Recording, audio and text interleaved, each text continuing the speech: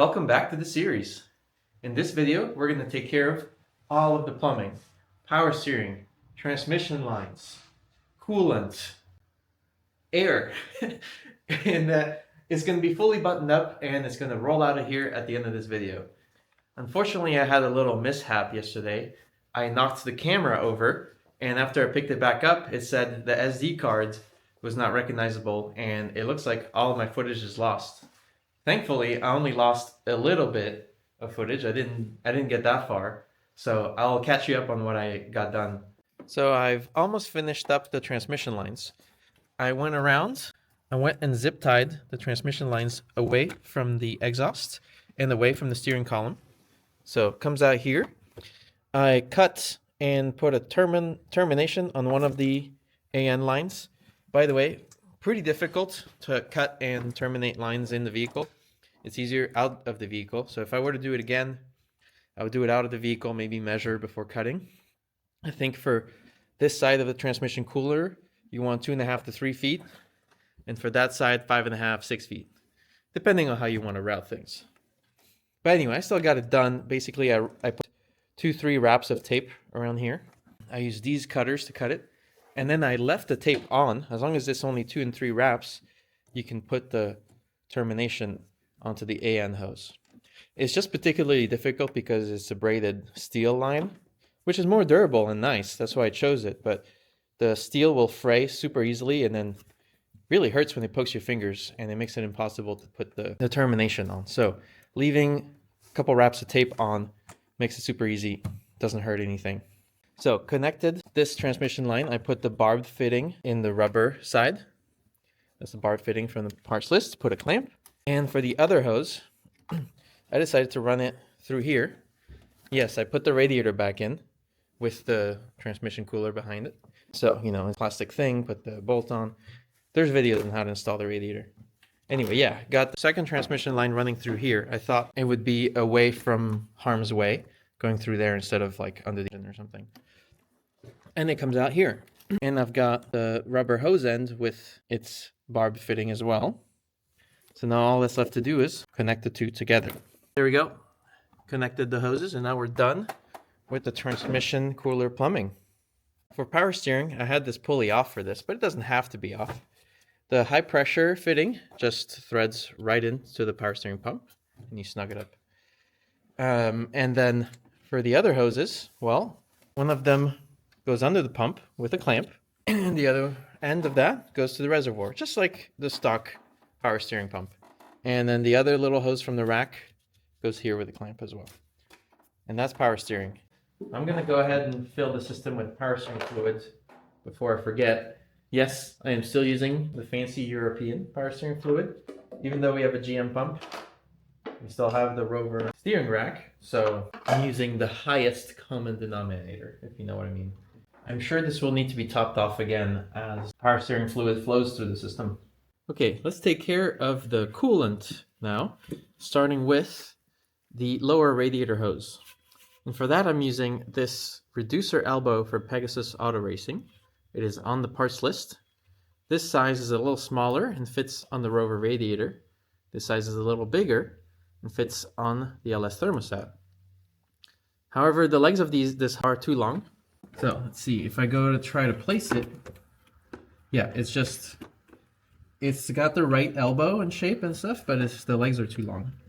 So I'm going to start by I'm going to start 1 inch at a time, and then maybe I can tell you how much you need to take in. So I'm going to take the skinny side of this elbow and start cutting maybe 1-2 inches. Okay, I just cut off 2 inches from the skinny side, which is the Rover radiator side, and hopefully that wasn't too aggressive here. It's like we could cut a little more. Okay, I just cut off 1 more inch. So I cut off a total of 3 inches off of the skinnier side of this hose. Let's see where we're at now. Okay, after on the Rover side, it does seem to line up okay with the angle. Let's see if I can get it in on both sides now.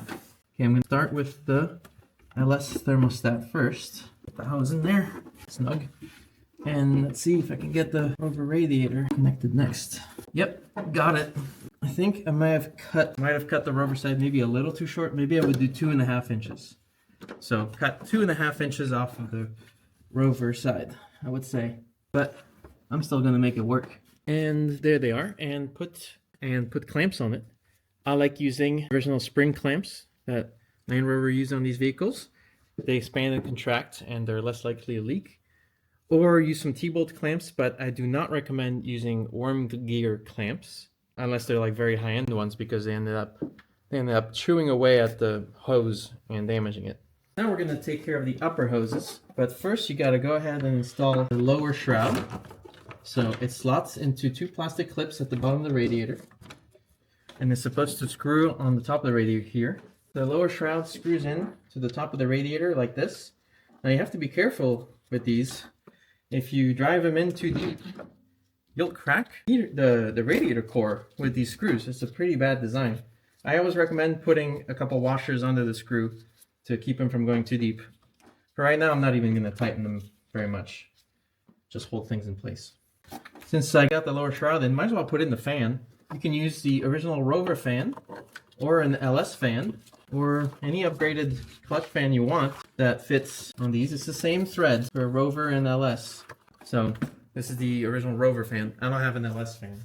I do have one of these Hayden fan clutches, heavy duty fan clutch and fan blades, and they fit on the Rover, and so they fit on the LS too. No problem. Just for the sake of demonstrating how to use stock parts, I will use the Rover fan clutch for now. Got it. Okay, Rover is on. So putting on the upper fan shroud, I notice right now that it doesn't quite fit because the fan is a little higher than it was stock, and it's hitting the top of the shroud.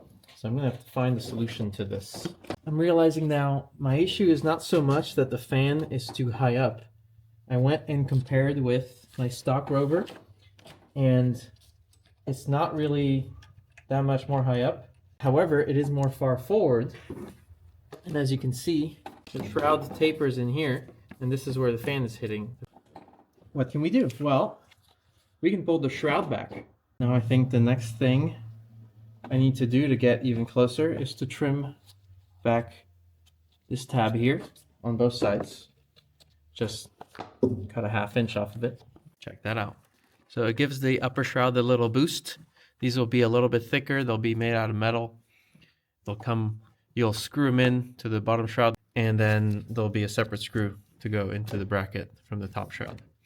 Same with the little flat bracket that goes here to attach it here. So for the hood to shut properly, you gotta cut this in half all along, just down the middle, kind of like that. I just got the metal version of the shroud relocation clips, like this. So 2 of each.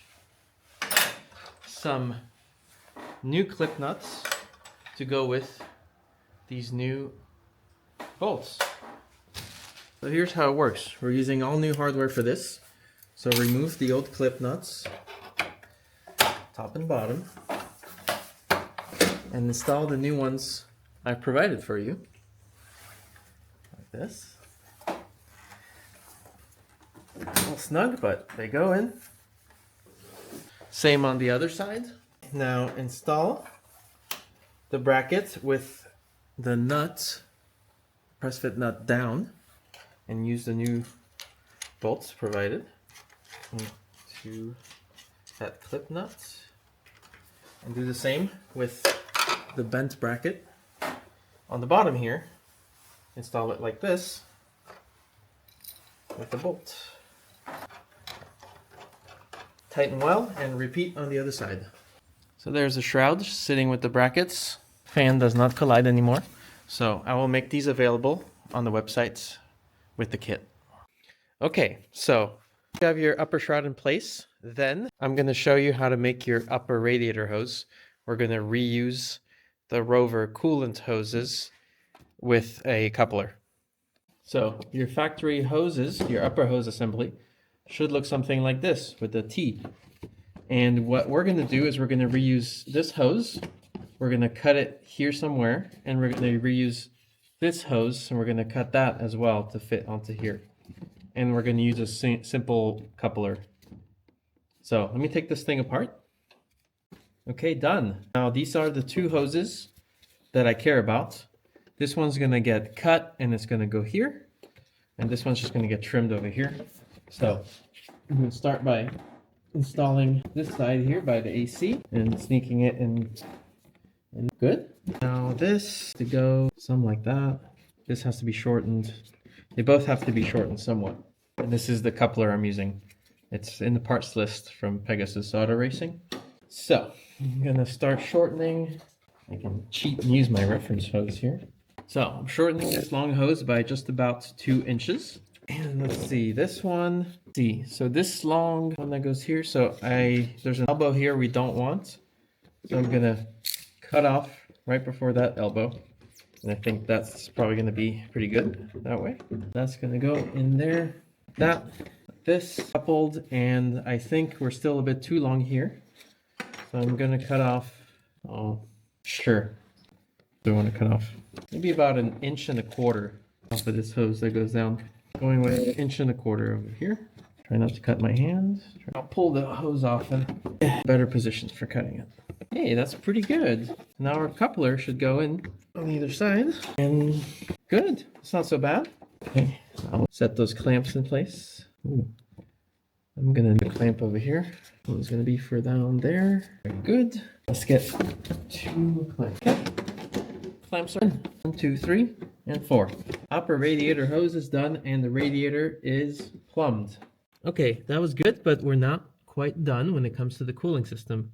We still have to take care of the heater hoses, among other things. So the coolant tank reservoir has a hose coming down. It's a big 3/4 inch hose, and we have 2 heater hoses coming out of the LS thermostat. One is a 5/8 size hose, one is a 3/4, and I think the coolant tank one is 3/4. So to complete this, you're going to need a few shorter sections of 3/4 inch heater hose and a few feet of 5/8 heater hose. All right, let's take care of the 5/8 hose first. All we're going to do is connect the 5/8 hose from the LS thermostat to this port, one of the ports here. That's it, a direct connection. So let's put one end of that 5/8 hose in this way. Okay, put a clamp on that. Harvested some spring clips from the Rover heater hose assembly to think where I want this to be routed. Yeah, this way. Okay, got my hose. I want to sort of cut it to length and hook it up to the firewall inlet. I'm just gonna guesstimate visually and cut it. Clamp ready. Stick it in the port. Hard to get these hoses in at first. Hey, that's not bad at all. Now set the clamp in place. We've got to use this reducing T that goes from 3/4 to 5/8. So what are we gonna do? We're gonna have the 3/4 on the LS. This 3/4 side goes into the tube coming from the coolant reservoir, and this 5/8 will go to the heater core inlet on the firewall. So to start, our coolant reservoir hose is much longer than necessary. I can reach all the way to the LS, which is not needed. We just need it to hang out down here. So I'm visualizing how my hose is going to sit and deciding where I want to cut. And I actually want to cut, doesn't exactly matter where, but somewhere along here is what I've decided. Along this straight section that goes down. So I'm just going to go practically down the middle, maybe a little lower. Okay, goodbye. There's a clamp we can harvest. Okay, and hose barb goes in there. I will use that harvested clamp right now. Okay. And this end will go to another section of 3/4 that came with the hose that I just cut off. That came down the reservoir. Might be enough. Maybe you don't have to go and buy any 3/4 inch hose if you've got this and you're okay with reusing it. Yeah, it can be made to work for sure. You're basically putting a T in the middle of this hose run. Hey, you know what? My hoses are in good condition, so why not? So here. Okay, see, this is what I've done. The plan is for this to go down to the 3/4 inch outlet port of the LS thermostat. There it is. Okay. Okay.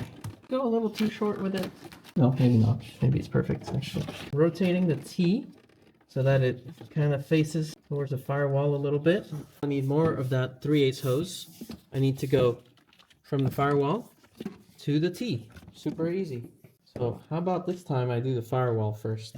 See how that goes. Clamp at the ready, connect to the heater core. Yeah, set my clamp. Good. And now I'm gonna sort of eyeball the length that I need. Cut off the excess. Let's see how I did. Maybe a little long, but not too bad. Definitely, yeah, just cut off a little more and we're good. Clamp at the ready into my T fitting and let's set the clamp. Clamp has been set. One more clamp to set down there, so I'm gonna do that now. And boom, that's it for the heater hoses. Okay, but are we totally done with the cooling system? No, we've got the radiator hoses, heater hoses, but there's still some steam ports and coolant return lines. So coming from under here, under the coolant tank, not the one from the cap, the one that's a bit lower, there should be a hose. You can use the one from your rover, and that hose should go to the steam port on your engine, the steam crossover port. So if you have an original steam port, it's on this side by the air conditioner. It's a little port. If you got the aftermarket one from Summit like I did, it's actually closer to the alternator side. You still go behind the alternator and just make a 90 and hook up into it. From the factory, this hose used to go into the throttle body. There's 2 nipples on the throttle body. This is only necessary if you live in a very cold climate. It's a throttle body heater. And you run the hose to the throttle body, then from the throttle body to the steam port. So you just go through there. I'm going to bypass the throttle body because I just like the simplicity and I don't need the throttle body heater. Where I live, not that cold. To show you up close, I ran it to my steam port and clamped it down there. Okay, there's steam ports on the other side. Well, just run the hose a bit longer and clamp it there. Last but not least, there's a return hose that goes from here to the coolant tank. This may have been a rigid plastic hose in the past. And if it is, well, I would say don't reuse that. One of the first things I do for any new disco, swapped or not, is I replace that rigid plastic hose with a rubber hose that just goes over like this. Because the rigid plastic hoses are just, they're brittle and they crack and they're a common source of leaks. So I messed up and I actually don't have enough hose with me, but it's it's a 5/16. You need 5/16 heater hose. It fits perfectly here. Clamp it, run it to your coolant tank right here under the cap and clamp it there. All right, 5/16 hose. Oh, one last thing. Remember the coolant temperature sensor plug that goes to the radiator? You can hook that up now. Finally. Yeah, there it is. It's a little extra length and I'm gonna tuck it in here. Cool. Okay. And that's it. We're done with the coolant hoses. The whole coolant system is connected. And now we can move on to the air intake, PCV breathers, brake booster. First thing, let's take care of the breather hoses. So each of the valve covers has a breather. You need to take a 5/8 hose, stick it on the breather there, and on a stock truck intake, there's a port right here in the middle, top middle, and that's where you hook up your hose. On my aftermarket intake, we didn't have that. Instead, we had the ports here that the stock intake doesn't have. So I'm going to assume that's where they want us to dump the PCV breather. I don't know that it strictly matters because it just needs to go into the intake somewhere. But I'm going to go ahead and put it there. You can certainly put some clamps on this hose so that it doesn't pop out. They don't have to be fancy clamps. I'm just going to use some regular worm gear type. On the passenger side, it's kind of similar. The port is here for the breather, and it's supposed to go to the throttle body right here. There, and just add some clamps and you're done. In theory, this hose should be under vacuum, so you don't really need to have a clamp there. I don't think there was one stock. Okay, now, only one hole left on our intake. It's the EVAP. This goes up here. So, I'll show you this in the last video, but normally stock EVAP goes like this. This is going to be too tall to shut the hood, so you need to get the EVAP relocation kit, which puts in here and puts your EVAP purge valve here. That's if you plan on running the EVAP. If you don't, then just put your delete cap on here now. Same with the EGR. It goes here. It needs to be blocked off. If you plan on installing the EGR back, then maybe there's a way to do that. But I'm going to go over emission stuff in a separate video. I'll go over how to hook up the EVAP and potential ways to do the EGR. But for now, I just want to get this thing running. Put a hose on the end of the EVAP valve. Put a clamp on there. This is also just a 3/8 hose. Next, find your Rover EVAP hose. Mine's here. This is the EVAP purge valve for the Rover. We're going to disconnect it right there and hook this one up instead. It's really that simple. Man, the hose is on there good. Maybe I'll just cut it. And like I was saying, slip a hose clamp on there. Just hook it up. Sorry if I'm blocking your view. Let me fix that. And there it is. And then so electrically, if you're requested your wiring harness come with an EVAC plug, then you just go ahead, plug it in, and you're done. You have EVAP again. If it didn't, I'm going to show you in a separate video how to buy an EVAP pigtail, and then you have to run those wires to the ECU and pin them into the ECU connector. I'm going to do that in a separate video. But mechanically, this is how you install your EVAP. Okay, back to the driver's side. Now I have installed this half-inch hose coming from the back of the intake. And that's supposed to be the vacuum hose for the brake booster. Only problem is, Rover brake booster comes with skinny little plastic hose. How do we go from a flexible half-inch rubber to rigid quarter-inch plastic maybe? Super tiny. Now, using a screwdriver over here, you can pop the brake booster hose off. You'll find this. It's got some sort of valve on it. This valve is your brake booster check valve. It makes sure that your booster remains under vacuum and air doesn't come rushing in. So you can reuse this Land Rover check valve, and all you have to do is you can cut and remove this plastic hose off of the valve and adapt this size to this size using some reducing hose barbs. Let's put the air box back in. Surely if it came out in one piece, there we go.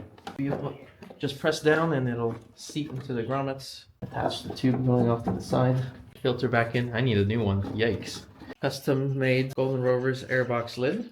Goes in. Which is on just like the stock one. Okay, your tubing kit should have, unless we update it in the future, it'll have this 180 degree, a 90 degree elbow. This is 90 degree reducing elbow that'll go into our MAF sensor, and 2 aluminum metal couplers. So get the clamps outside of the hoses first. I'm gonna have one clamp like this. The 180 degree hose goes onto the throttle body first, short side onto the throttle body, and I'm keeping the clamps loose for now. See, one metal coupler goes here. Sometimes it helps to use a little grease. I'm using a bit of silicone paste to help these hoses couple properly. That's much better. I'll take the reducing elbow and put the large side on that coupler.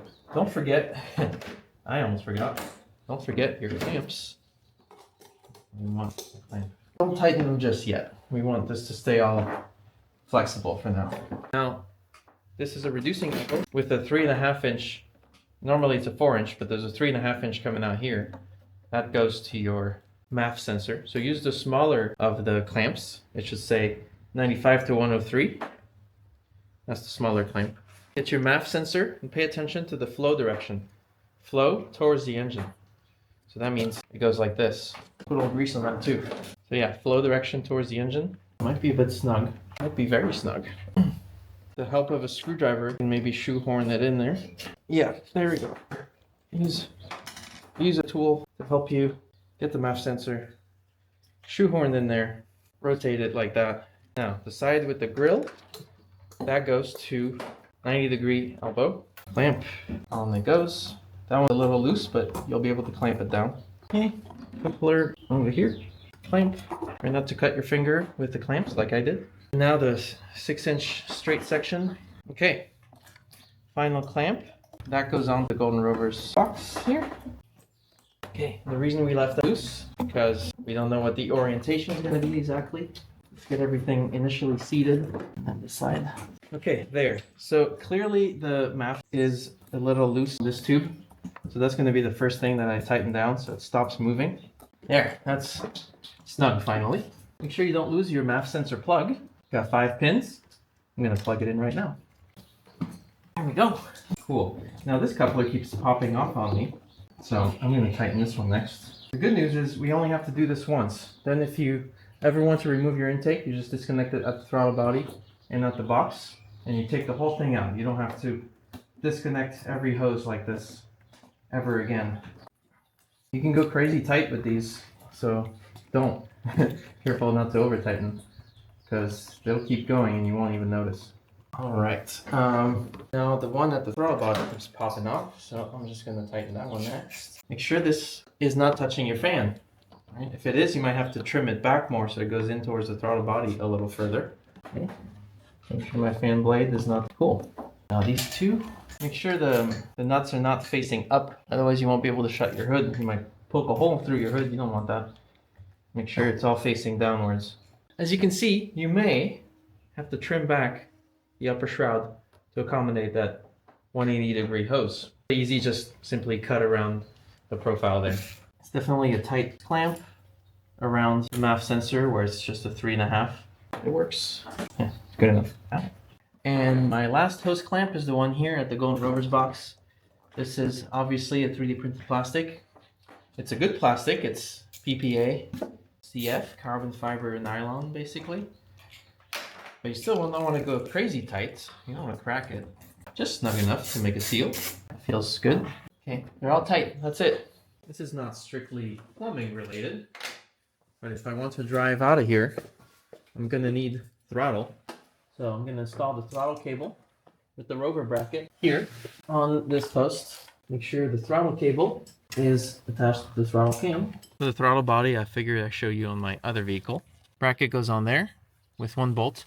I have to admit, you only get 1 bolt. It's maybe not the best, and I'm considering making a nicer bracket for it. You put the throttle on cam wheel here, just like on the Rover. And this is the cruise control. And I'll be honest, a bit of an afterthought, but what you need to do is connect it to this nub here. So you can loop it around and crimp it, or find any other solution you have to attach that if you want cruise control. So after testing the hood, I find out that this is preventing the hood from shutting properly. So I need to loosen these clamps and just rotate them out of the way. Let's just do one at a time, actually. So I'm thinking like that. That is well out of the way of the hood. Okay, like that. Much better. Finally got the radiator return hose, 5/16 rubber. Zip tied it to the air conditioning tube here. Just for safety, you don't want that touching the belt. Route above the engine to the reservoir, of course clamped on both sides. And now the cooling system is complete, so I can start filling this with coolant like you would normally. We'll of course have to run the car to get all the air out of it. And that's going to take a few cycles, topping off the coolant until all the air is out of it. Just leaving it for a while sitting there, that should also help. Okay, now I think I figured out what I'm going to do about the brake booster hose. So pulled out the brake booster valve, you just yank it out. Removed the plastic tubing that comes out of it, and this barb fits perfectly into a 5/16 hose. 5/16 hose fits on it, and then the 5/16 hose fits inside of the 1/2-inch hose. So you could just stuff it in there and maybe put a clamp around it and call it good. Of course, you could get a reducer hose barb if you prefer, but this could work. It's a bit silly, but it could work. I'm gonna put the check valve back in, brake booster. Now I'm gonna cut my hoses to size. There we go. There you have it. 5/16 hose into 1/2-inch hose to the back of the intake for the brake booster. Here's an extra pro tip for you. This is going to be the highest area of the intake. So if your hood doesn't shut properly, yes, you can cut some of that. And if that's still not enough, take the coupler out of here and just step on it gently or tap it with a dead blow until it becomes kind of an oval, which is what I've done. I've squished it down a bit, and now I have basically an oval coupler, and it's a little wider but not as tall, and now it fits perfectly. Last but not least, we need to fill the transmission fluid. There is a fill procedure for this. You have to open the fill plug, fill it till it drips, then turn the car on, fill it again till it drips while the car is running, run through the gears, and then wait until the transmission fluid goes up to temperature. And you can do that with a scan tool. And then top it off one last time and close the plug and then turn the car off. So it's a whole thing. You'll see that once you turn the car on, it'll take multiple quarts to fill it again at that point. There are lots of videos on YouTube on how to fill the transmissions. The swap is essentially done. The only thing I have missing here is the exhaust needs to be connected. Now for most people, I'm going to recommend you take this to an exhaust shop and have them modify the Y pipe for you to connect it to the engine. However, for those of you who are dead set on DIY, stay tuned for the next video because I'm going to tackle the exhaust myself and show you what it takes to get it done.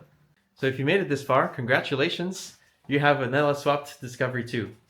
So I'm going to do a celebratory roll out of here and sign off for this video, but stay tuned. There will be some more videos going over the exhaust and maybe going over some small details and small improvements and tweaks.